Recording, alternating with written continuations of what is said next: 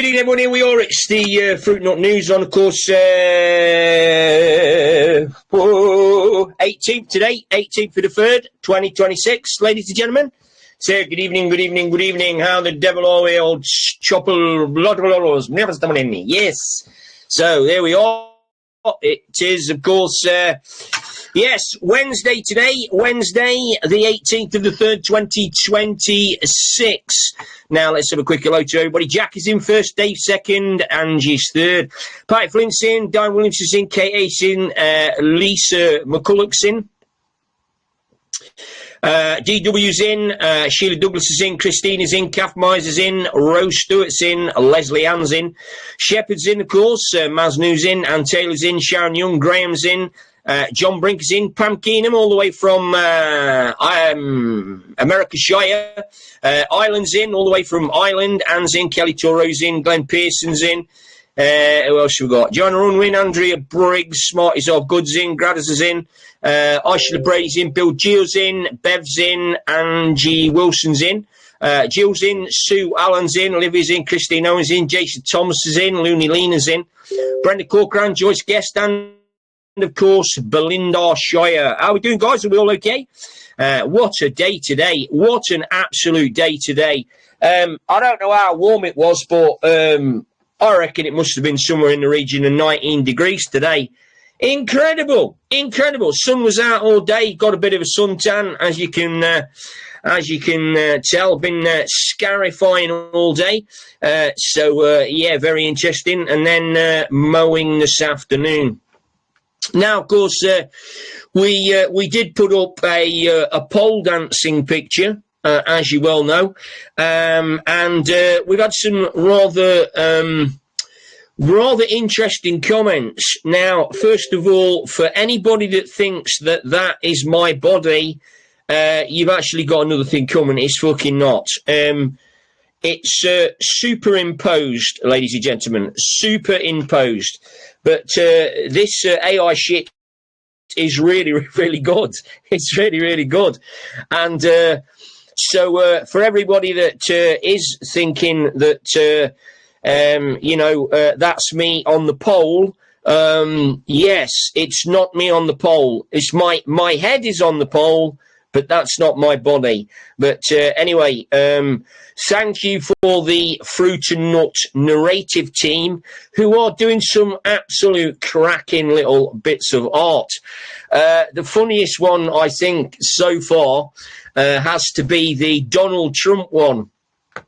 And this, of course, is I personally am on a mirror and Donald's pointing at me going, "This is a great man. This man is going to make America great again." So that's I love it. Absolute love it. Absolute love it. Absolute love it. So it's really, really good. So at least we're all having a bit of banter and a bit of, a bit of joviality, as they say in the trade. Right, what shit have we got to tell you tonight? Now, I sort of wanted to revert back to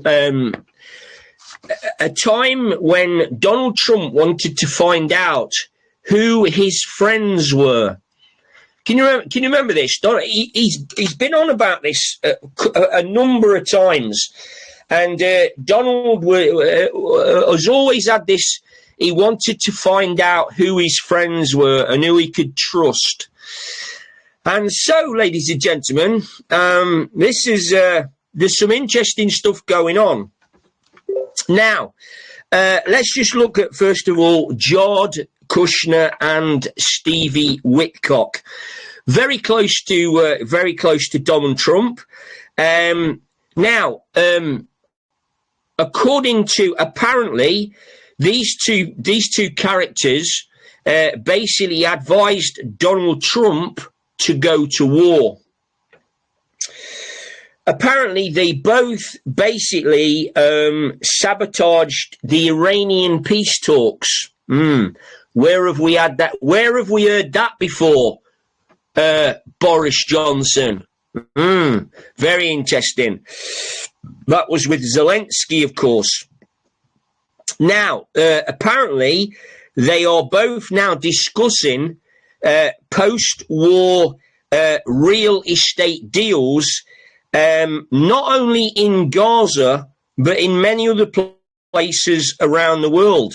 The real estate deals in Ukraine, of course, the main funder of that is, of course, BlackRock. That's an interesting one, isn't it? And, of course, then we've got these big ski resorts in Ukraine, the big ski resort in Ukraine. Now, that's an interesting one as well. And the question really is that we should be toying ourselves with is Donald Trump keeping his enemies close? His friends close and his enemies even closer. So we are not quite sure yet. So tune in for more exciting, interesting news. And then, of course, we've got this bloody insider trading shit going on. Now, apparently, Baron Trump bought 500 billion barrels of oil 2 days before the war kicked off. So, I mean, draw your own conclusions on that one. I'm not even going to go there. And then, of course, we've got Mark Wayne. Now, Mark Wayne is Mark Wayne Mullin. Now, this guy, we're talking about this is insider trading. Now, this guy also bought oil stock and defense stock before the Venezuelan invasion. And then, as soon as the Iranian situation appeared, the stock jumped again. We're talking about, this guy's on the Armed Services Committee. He has classified access into, military intelligence. 500 trades he's made, 24 million in transactions. That's going to be an interesting one to basically come around. You know what I'm saying? And like I say, this is insider trading. Now, we look at people like Hillary Clinton. We look at Bill Clinton. We look at Nancy Pelosi. We look at all of these people that have all been doing this insider trading. And it seems on the surface that the same people in the Republican Party are doing exactly the same. So yeah, I mean, you can't really cry wolf and then not expect to be investigated. So yeah, very interesting. Then we've got this guy called Joe Kent. Now, Joe Kent resigned today. And this is, and then Mike Johnson, the Speaker of the House, where is he getting his intelligence from in regard to Iran? Well, Mike, I mean, look, Mike, we need to help you out a bit here. I mean, I'm English. I mean, let's look at the facts, okay? Let's look at the facts. Joe was director of counter-terrorism. You had exactly the same amount of intelligence that he had. I mean, Mike, you're the Speaker of the House. You're a bit like Lindsay Hoyle. Are you just, one of the same old Muppets, working for Israel? Maybe, yeah. And it's just so interesting to see all this stuff going on. Now, there are reports that the USS Gerald Ford, this is the big warship thingy, apparently we've got an ongoing mutiny. Now, remember a week or 2 weeks ago, maybe, they were blocking apparently sailors were blocking up the toilets, in order to get home, for the ship to be repaired. They clearly didn't want to go to war. Now, apparently, they've set fire to the laundry rooms. Now, let's remember, right, these guys have been at sea, they've been on a boat, okay? It's getting on for nearly a year now. It's getting on for nearly a year. So God knows what they're thinking and what they're feeling. But maybe, maybe the troops are waking up to this warmongering. And let's be brutally honest, okay? The British colonial system, both sides are corrupted. And so that would lead us to assume that both sides of the American administration is now compromised. I mean, for a while there, we did think that we might have a glimmer of hope. But some of the things that are going on are making people really, really question that narrative. Now, Joe Kent has also come out and put a statement out, and he said, I think that this was in a while ago now, our troops in Iraq and Syria are being attacked by the Iranian proxies. Now, what are Iranian proxies? Well, Iranian proxies are generally termed as Iraq government. Now, remember that after Iraq was brutally, taken over, whatever you want to call it, America had to stabilize the place. I mean, some people are saying it's still going on today. But we're looking at $2 trillion, $2 trillion of taxpayers' money. So the question is, right, why do we leave our troops in these places for these so-called people to attack? Now, if it's true, it means that the Iraqi government is actually running Iran, okay? Now, we know that Barack Obama has invested 1.2 trillion in the place in Iran. But it's clear that it's Iraq. It's clear that it's Iraq. It's just Iraq. Now, remember, what came out of Iraq? Al Qaeda or ISIS, fucking hell, it was all kicking off. And, of course, meanwhile, we've got the Disney CEO, Bob Iger, stepping down. Bit of an ouch for Disney there. I mean, wait till people find out about that little nugget. I don't know what we're going to do. And the big question in regards to Iraq and also Iran and probably Venezuela, where's the gold? Where is the gold? Wouldn't we all like to know? Now, of course, we've got Peter Thiel, and this is the founder of Plantair and, of course, PayPal. Now, apparently he's upset the Vatican. Apparently he's doing a 4-day talk on the Antichrist and the one world government taking over the world. Brilliant. They always got to tell you. They all got to tell you. And now then there was a meteorite. A meteorite apparently exploded above the Earth's atmosphere, followed by a sonic boom. Apparently it was travelling at 40,000 miles an hour. Fucking hell, that's fast, isn't it? Can you remember sat on that baby? Brilliant.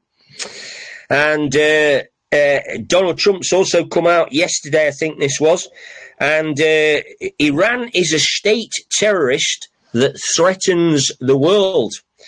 Iran, of course, is funded by Iraq. Remember that. US pays $2 trillion after the war in Iraq was over, as I've already said. Just pull them out. But you see, this is what it's all about. It's all about money, war, machine, death, arms, weapons. And here's a question for you. Guess who funded World War II? Go on. Guess who funded World War II? One of the main funders of World War II was a guy called Henry Ford. Yes, the Ford Motor Company organization. Now, if they'd have stopped supplying parts and stuff to Germany, World War II could have been over within 2 weeks. Think about that. And I want you to think about how mad that is. We've got an American company funding a German, regime, whatever you want to call it. Not only that, they're also supplying weapons and parts to the war effort in the UK. And, of course, Henry Ford, who was an American, was funding Germany, who were killing American citizens. Think about that. I tell you what, when people find out this shit, they're going to go nuts. And then, of course, we've got two-tier Keir Starmer. Absolutely unbelievable. He comes out and he says, we didn't rush into Iran because, of course, we wanted to protect our people. No, Keir, you wanted to protect your own arse from a bumming. Know what I mean? Now, this is quite interesting that Keir Starmer sees himself as a leader, because he's actually not a leader. He's just a twat. He doesn't know what he's doing. Well, I don't know whether he's actually playing a very good part, because what he's doing is destroying any sense of credibility in any of the governments. I mean, Conservatives, they've destroyed themselves. Labour has absolutely annihilated their own ranks. I mean, so here's the thing. So Keir thinks he's a leader, he's there, he's pretending that he's protecting the people. So here's the thing. We've still got boats coming into the UK, Keir. Okay? We've got no plan about stopping them. We're not even talking about stopping them. We're not even talking about having any proper checks. Okay? Finding out who these people are, where they're from. And what we're doing is we're bringing them into the country. We're welcoming them with, fucking pints of Guinness and Yorkshire tea and fucking biscuits on the fucking beach. And these people are coming in and they're taking the piss. I mean, they're not even going to a secure facility. They are actually going into the public domain. And how safe is that? For where's your protection of the British citizens there, Keir? And then, of course, we've got the rape gangs. The rape gangs are not shut down; they're still going on. I mean, the majority of the government voted against not having a rape gang inquiry. Okay, do you know what I mean? We've got fuel prices going through the roof. Our fuel in our local, I bought 2 weeks ago at 138. Okay, it went up to 158. Okay, sorry, 148. Then it went up to 158. Okay, it's now 168. Okay, that is I think it's 38, 48, 58, 68. That's a 30 pence increase. Okay, that's £1.50. The price of fuel has increased by £1.50 per gallon. £1.50 per gallon. It's absolutely nuts. No talk about it. Right, the other day they were talking about saving. Like I've got oil fuel. So I've got oil. I've got an oil boiler. Okay, so I filled that up at 56 pence a litre. So 500 litres, 56 pence. You can't buy any less than 500 litres. Okay. So I phoned up the other day just for the crack. £1.42 a litre. £1.42 a litre. That's jumped up by £1 a litre. £1 a litre. So the bill has gone up £500 in less than 2 weeks for the same amount of oil. Okay? And then, of course, there's all this bullshit talk. Right, about, oh, yeah, we're going to help you out. The local councils are going to do this, that, and the other. It's not a simple case of just giving them your name. Somebody comes out, checks that you've got oil, checks that you've got an oil boiler, and then they tick the box and away you go. No, you know what's going to happen? You're going to have to jump through fucking hoops to get anything from the fucking government. And if you've missed the council tax payment in the future, or maybe you might got a bad credit rating for whatever reasons, you know what they're going to do? They're going to use any excuse, right? Not to, and I think that the checks and balances are going to be similar to what happened during COVID. I mean, even during COVID, there was so much corruption going on, even during COVID. You know what I'm saying? So this is just bullshit. This is all just absolute and utter bullshit. And the sad part about it is that still the majority of people believe this utter bullshit. They believe this utter bullshit. Honestly, it's just incredible how stupid people really are. They are so brainwashed. Okay, absolutely so brainwashed. Somebody's saying on here, I pay £1.72 for diesel. Jesus, £1.72. Bloody hell. And what's happening is, you see, in the UK, we are paying the same price for a litre that the USA pays for a gallon, ladies and gentlemen. That's how mad it is.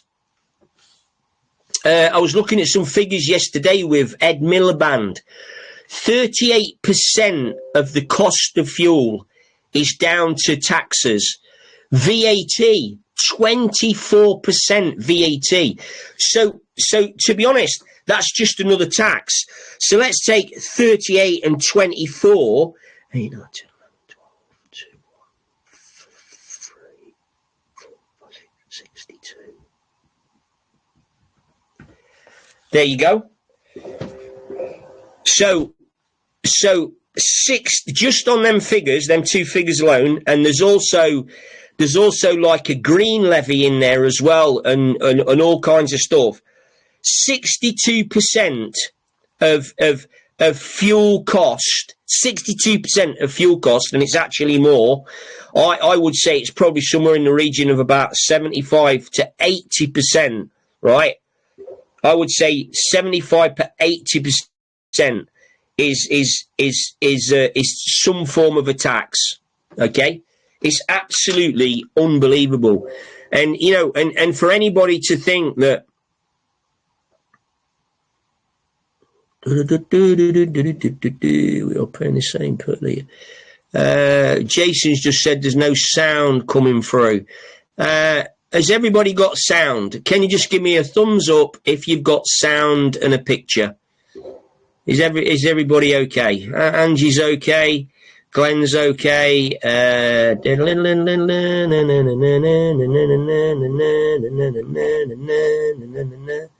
Yeah, we still got, most people are still okay, Jason. So maybe you've got big thumbs. Maybe you've got, or maybe you've got a big poll. I'm not quite sure. Yeah, everybody's saying it's okay.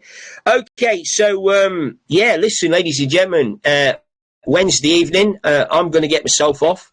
A little bit of Guinness to finish off, as you can see. So have a great evening. You know, please don't be worried about, you know, what's going on. There's just simply no point. There's simply just no point. Just, you know, do your stuff, follow the news, sit at 40,000 feet, you know, watch what's going on, have a laugh, you know, have a woodbine. If my granddad is here now, he'd say, you know what, boy? He said, come on. He said, fuck all this war shit. Let's go and have a woodbine and a think down the shed. That's what my granddad would do. Anyway, listen, ladies and gentlemen. As soon as the live is up on the saved messages, I will post it. Have a great evening. Enjoy yourselves, and you know, don't get too disheartened, etc., etc., etc. All right, love you, lads. Take care. We will see you all again soon. Cheers, bye.